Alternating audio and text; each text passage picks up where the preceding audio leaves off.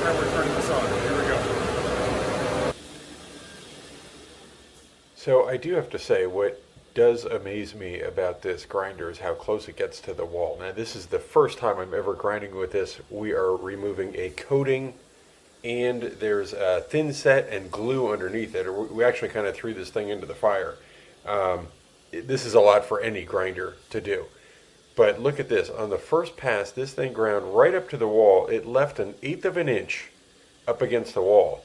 Now, I run 483 phase, and I'm glad I run the 483 phase, because I will admit this thing did bog down a couple times when I got into heavy glue, which any grinder would do.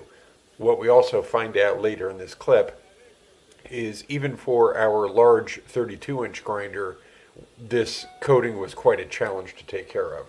But it did work. It worked really well, and for us, I think this is going to be a great complement to our equipment.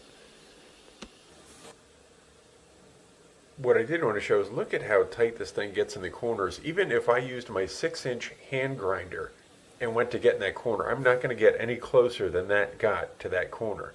So now I don't need to crawl around on the floor with my hand grinder. Because there's so many repairs on this floor, I still ended up having to get the hand grinder out a little bit later, but this saves a lot of time on the edges.